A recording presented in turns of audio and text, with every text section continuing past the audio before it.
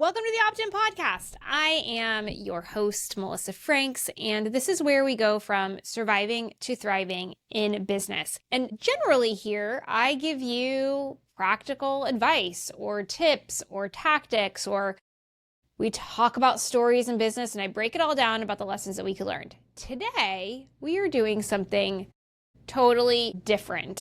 Yep, totally different.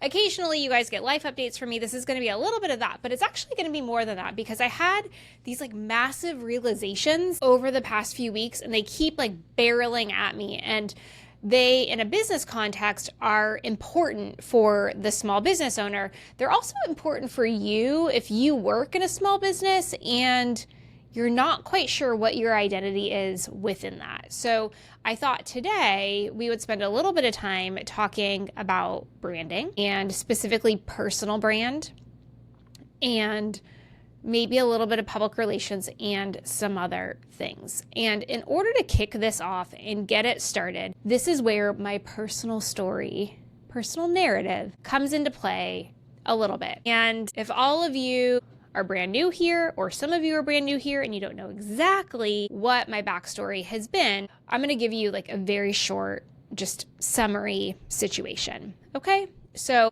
I started working at 15 and I lived in a very teeny tiny community. I went to college in that same teeny tiny community and I was working full time my entire time in college. I was a sorority girl, but I was a working girl first and foremost. So everything was about practicality and just being driven and getting stuff done. Graduated college in 4 years and then immediately went to work in a corporate role. Work was my identity for a very, very long time. I stayed inside of that corporation for nearly 10 years, and then I went to another corporation where I was there for 15 years. And over the course of that period of time, my identity for a very long time, until about 2017, to be honest, was my job, was my title. It was incredibly important to me that I led with my accomplishments professionally. And what I didn't talk about, and I probably, to be very candid, didn't realize until 6 months ago, was I entered a relationship when I was 22, and that relationship turned into a marriage, which is now turning into a very protracted divorce. And I was with that person for more years of my life than I was not. Very literally. We were together for 24 years almost by the time the separation happened. And those were pivotal development years of my life. If you think about it, I was barely an adult. Barely. I think these days nobody would actually call a 22-year-old an adult. Back then, I was probably more like a 40-year-old in a 22-year-old's body, but that's neither here nor there because from a emotional development perspective and from a development perspective of my own personal identity, I was still forming. I had gone from high school to college to working, and then all of a sudden was in a relationship and had no time. Literally none. There was no time. It might have been 3 months of space to really understand who I was as an adult.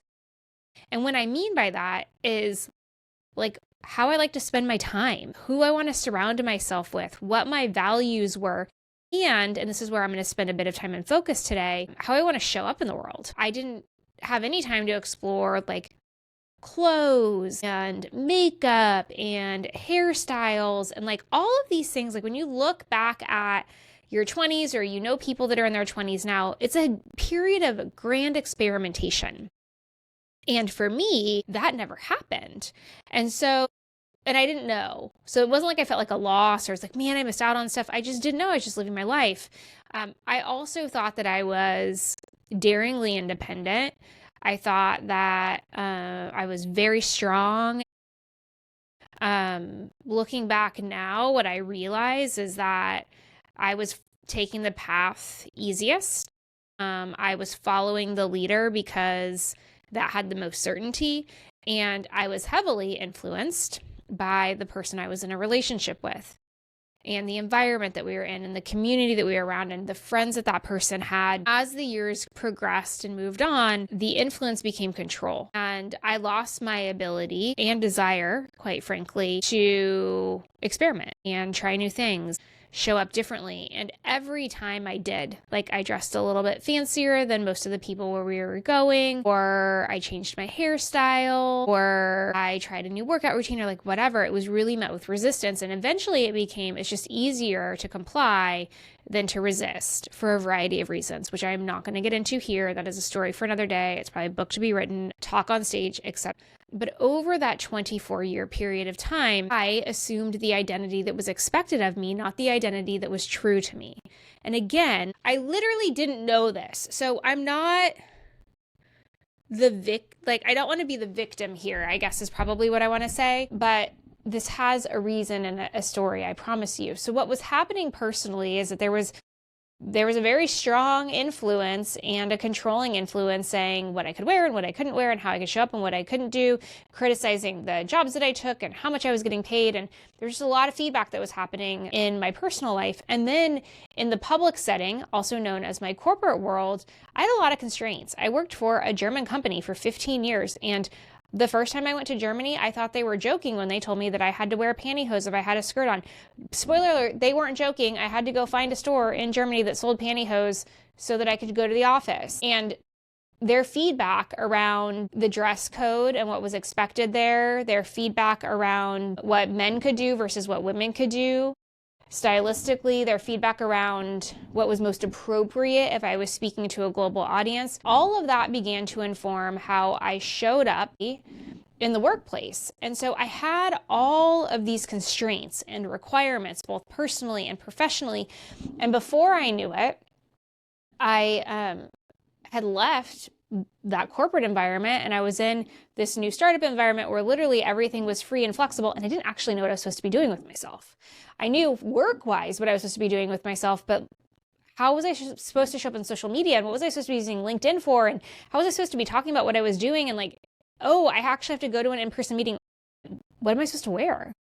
Am I wearing jeans? Am I wearing a dress? Am I wearing heels, flats, tennis shoes? Like, what am I supposed to do? I was having literally an identity crisis because that corporate identity that I had cultivated over time based on the feedback that I was given in that structure was gone, and I had no clue who I actually was. So when I was given the freedom to do something different, I wasn't able to do it. And then you fast forward to this world a year later where I'm separated and I'm starting my own business and I get to make all of the rules. And you know what I did is I just kept on keeping on. Literally. I just kept showing up the way that I had already showed up, with some timidity and hesitation.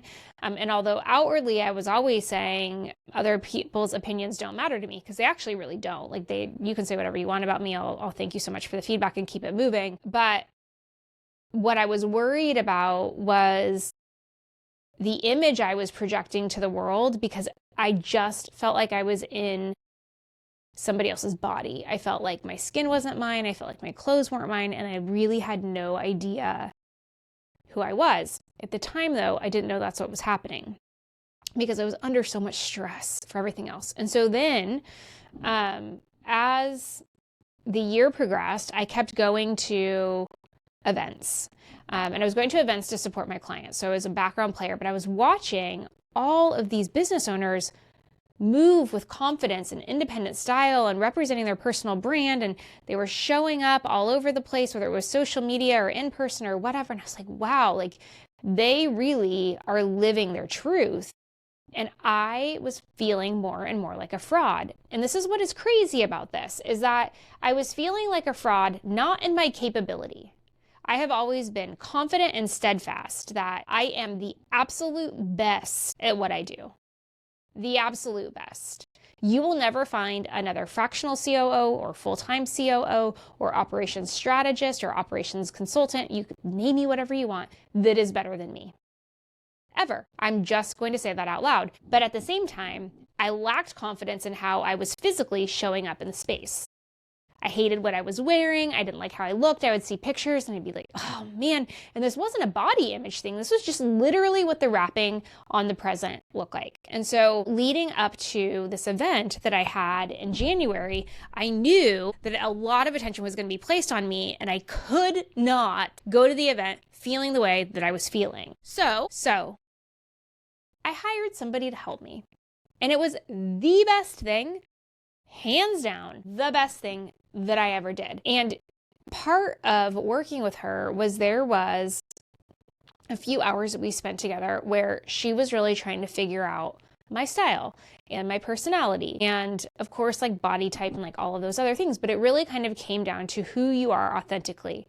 And that conversation was so eye-opening because what I realized is I knew what others expected of me, but I didn't know actually what I expected of myself. I didn't know actually who I was. And I had these moments over the course of the last year where I would have these realizations. I'll never forget, I was going through like some sort of streaming service one night trying to figure out what to watch. And I scrolled past like 4 things where I was like, oh, that'd be really interesting. And I kept going.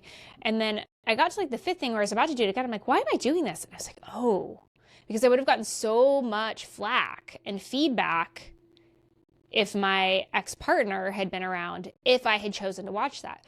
But spoiler alert, he wasn't around. So I could literally watch what I wanted. And it was so freaking freeing. And then I started to realize that I was like buying stuff at the grocery store, not buying stuff at the grocery store purely because I had been conditioned to that. So I had started deconditioning myself in all these like funky areas of my life where I had realized there had been constraints and controls that were just no longer there. So this identity thing was kind of the last puzzle piece, and it was the most difficult. And I remember vividly that she asked me a question. It was something to the effect of, if I talked to your best girlfriend, how would she describe you? And it was such a humbling moment because there isn't somebody to ask. And we'll get into why and all those things one day, but I couldn't answer the question. And what I had to say to her eventually was, I don't actually know who I am, like me. Like the core of me. I know what I'm really good at. I know where my professional skills are. I have really strong opinions about politics and human rights and all sorts of like those sorts of things. But like my personal preferences, do I want to wear that color over that color? What's my preferential skirt length? How do I want to show up in the world? I have no idea. And as we continued to talk, because I couldn't answer the question, she's like, well, you know what looks good on your body. And that I had a lot of clarity around. But the actual garments themselves, I had no clue because I had no idea who I was. I had no idea my personal style. And so she did an amazing job. She picked me out like literally everything she's picked out I've loved. And here's the thing, and then I'm going to get to the businessy parts of this, I promise. When I went to that event last week, where I had the opportunity to speak on a stage for 45 days, 45 hours, not 45 days, the first day that I walked in, the feedback that I received on my appearance was overwhelming. And I equate it to a caterpillar coming out of the cocoon as a butterfly. And my friend Emily Judice talks about this a ton. I'm going to put her in the show notes. You need to go follow her if you don't, because she's an amazing human. But Emily talks a lot about this, and that's exactly what that was. It was like my moment of metamorphosis where I became, rightfully so, the person whom I had always wanted to be. And I was really nervous showing up because I really respect all of these people. I call them my friends and colleagues and clients and like all the things. And I was a little bit nervous about how this new version of me was going to be received because it was so dramatically different from anything that they had seen before. And their reception of it, strangers' receptions of it, was amazing. And the coolest part is that when I hit the stage that afternoon, I felt authentically me. Like I was wearing the right stuff in the right place. I was absolutely, without saying a word, communicating who I was with authority, and the speech went swimmingly well. And then as the days went on and I wore more outfits and I was getting more feedback, I just kept saying like, this feels so right, this feels so right, this feels so right. And I came home and I looked at my closet and I'm like, none of this belongs to me. Like none of it. This belonged to somebody else that I don't recognize. I don't know who she is. And at that event, I had the pleasure of talking to somebody about what my future potential projects could be. And she kind of opened my eyes to some things that I could do very short term that I've always dreamed of and thought were out of reach and grasp. And as I have been sitting in the afterglow of that event and the success of speaking on stage and and all of the things, what I have realized is a few things. One, I had hit a ceiling professionally because my personal growth had been stunted. So while I had the aptitude to continue to climb the ladder to the highest peak, I was never actually going to get there because I had more work to do on myself. I also had this realization that I was feeling like an imposter, because I absolutely was, not because I wasn't skilled and equipped to do the job, but because I wasn't showing up as who I was authentically, because I didn't know who she was. So the imposter syndrome wasn't about actual skills and capabilities. It was about me being a real human in all of my unique glory. And as I started to think about what do I want for my business in 2025, what I realized, and it was something that I was fighting against a ton, is that my personal brand is also the business brand. And in order to grow the business, I have to have clarity and authenticity and alignment in the brand space. And so I want to talk to all of you for a few minutes specifically around brand. And it's interesting because when I start to have these moments of realization, it's also at the same time that some of my clients have these moments of realization, or they finally start to say the things out loud. So I've had a variety of branding conversations in the past week. And it all comes down to the same thing, is that understanding authentically who you are, business owner, what your identity is, how that translates to external mechanisms, whether it be colors, whether it be styles, whether it be language, and then ensuring that everywhere where you show up, it's cohesive. So if I go to social media, if I'm served an ad, if I look at your website, if I hear you on a podcast, every single place that you are representing your business out into the world, it should be cohesive. And all of that starts with understanding who you are and how that is reflected in your business. So if you are a business owner and you are struggling for growth, this is one of the core elements. This will cap you. It capped me professionally, and I can tell you that it was going to cap me in this entrepreneurial movement because I was thinking small, because I didn't actually understand what I was destined to do, because I didn't see a way forward, because the identity that I was projecting externally and quite frankly was identifying with internally was just the wrong one. It wasn't mine. It had been imported to me by somebody else. And as soon as I realized that and I started working on exactly what my authentic identity was and how I wanted to show up in the world, all of these opportunities began to unlock themselves. And this is because what I now know is that understanding who I am and what my brand voice is, and then being able to reflect that in the actions I take, the clients I work with, my website, and this podcast that you're listening to, my YouTube channel, and any future speaking engagements I get, and maybe a book I write one day, and like all of the things, it all comes back to the very, very beginning. And so for you as the business owner, as much as I want to tell you all day long to start before you are ready, and that brand colors don't matter, and all of the things, your brand, your authentic voice, your identity has to be determined in order for you to have a stable, viable, long-term, predictable business. You can change your brand colors every 25 days. I don't really care. I don't advise that you do that, but I don't really care. You don't have to have a website. You can just use social media. You cannot use social media and just use a website. Like, it doesn't really matter how you've structured your business, but having that very clear brand voice, how you communicate, how you message, what you're talking about, what you're selling, who you are, how you show up, what you stand for, what your values are, what your mission is, all of that is foundational to a business that can grow and scale. And you see this time and time again with faceless brands. So if you have a business where you're actually not the face of your business, you have XYZ business and that nobody knows who the owner is, and you've been able to do all this stuff with just, not you as a brand, that is totally cool. Your business, though, still has a brand voice. Your business, though, still has a brand identity. If you think about businesses like Nike or Under Armour or running shoes, I'm just using running shoes because they're coming to mind. If you think about those businesses, you can't say definitively this is the person that owns it, and this is what they represent, and correlate them to the brand. But what you do know is what the spirit, mission, vision, and values are of the business. What you do know is what they stand for. What you do know is what their priorities are. What you do know is the value, the aspiration that working with them, buying their products, et cetera, bring into the world. And so while I'm talking to you and I'm sharing a story with you about my personal brand and how, quite honestly, there was one, but it was the brand defined by others. I could absolutely be a chameleon. In the corporate space, they decided what my brand was. In my personal life, my ex decided what my brand was.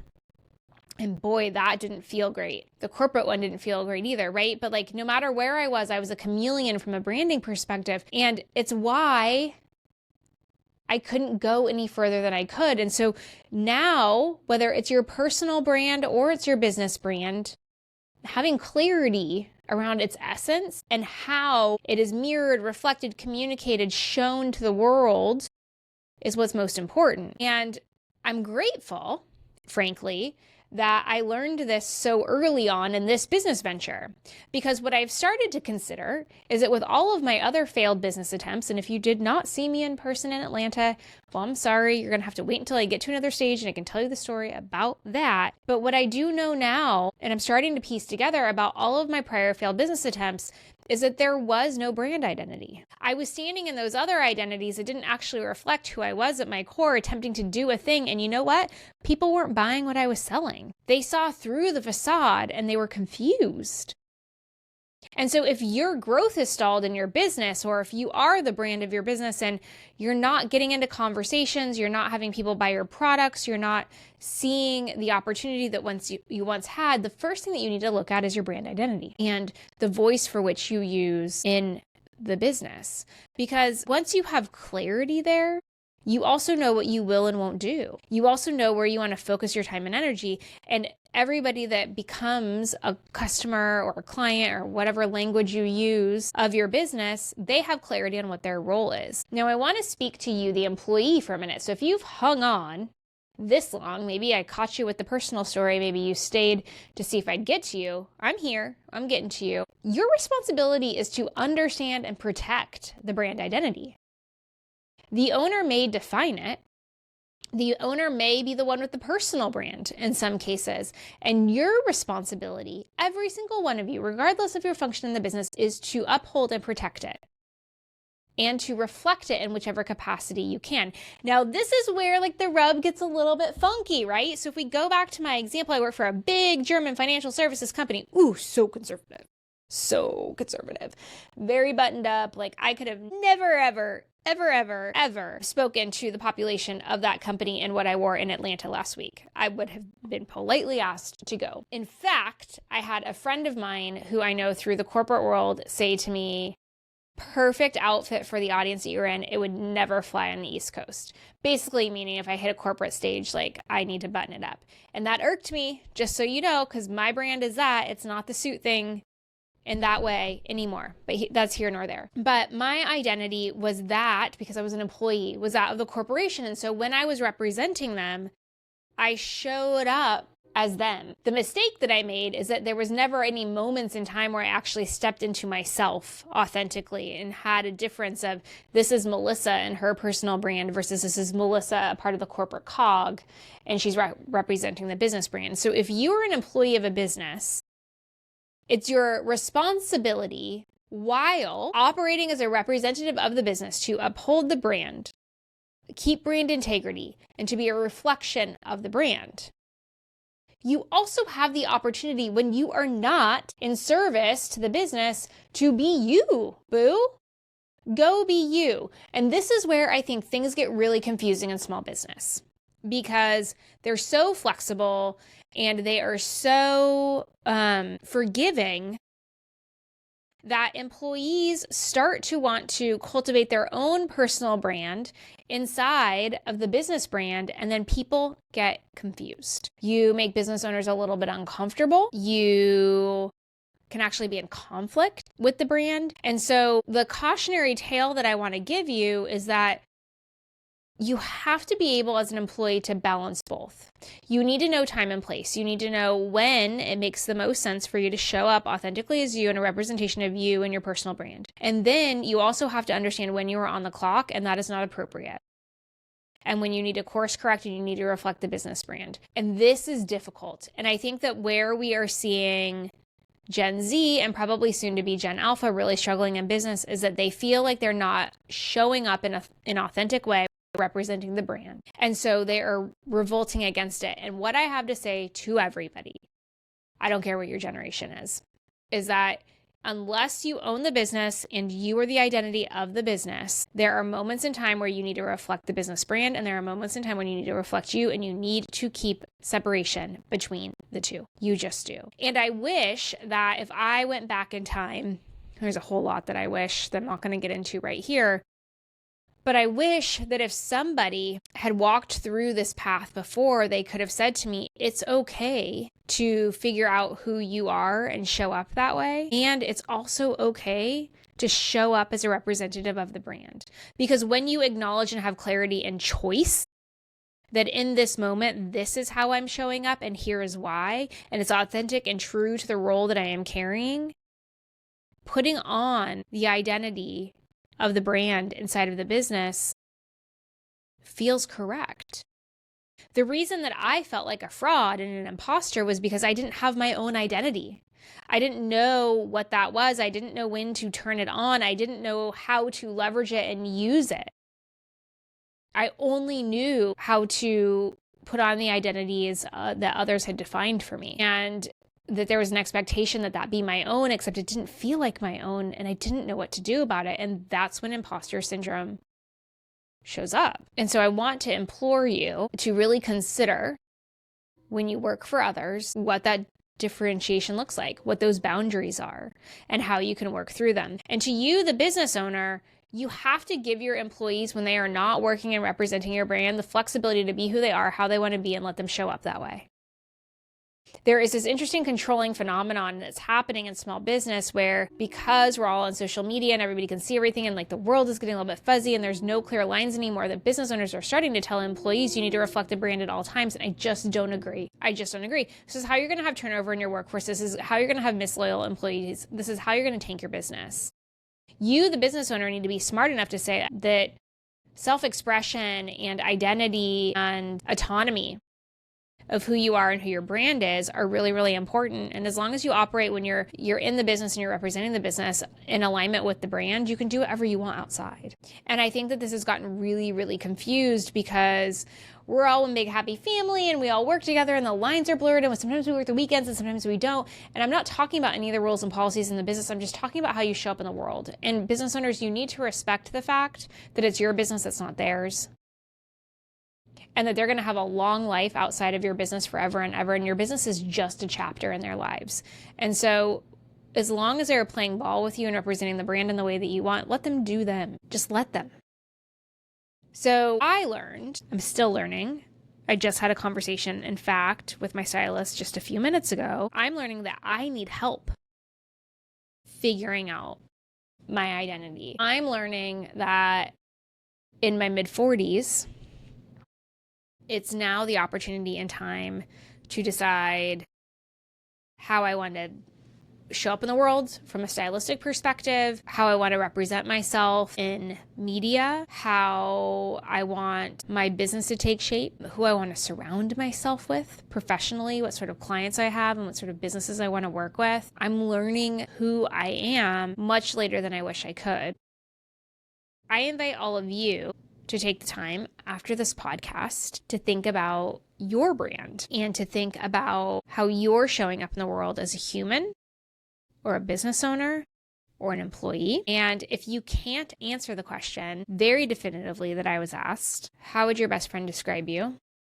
Or if you can answer that question and it doesn't feel right, spend the time to figure it out. And if you can't figure it out, do what I did and go hire somebody you trust to help you do it. Because I've got to tell you, the most freeing thing in the world was for her to say, this is you. And then stepping into that and going, you know what? You are dang freaking right. And maybe this is what comes when you're in your 40s and your kids are teenagers and like life is changing and you just don't give two F's anymore. Maybe it's that. But I also feel like if I had known better in my 20s, if I had known that I didn't actually know who I was, that I probably would have made a whole bunch of choices, a whole bunch of different ways. But I thought that I knew everything. And I thought that I knew exactly who I was and what I was destined to be. And I'm now just realizing that I had that all wrong. So I hope this was helpful for you today. I'm going to talk more about this as we go forward.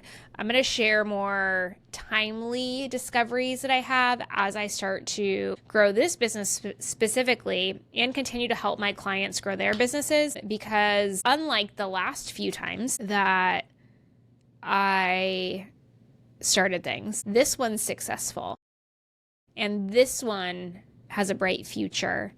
And I'm just getting started. And as I learn lessons and as I have moments of clarity, I want to make sure that all of you are along for the ride. So I thank you for your time today. Please know that you are wise and you are strong and you are capable, and I believe in you. Until next time, friends.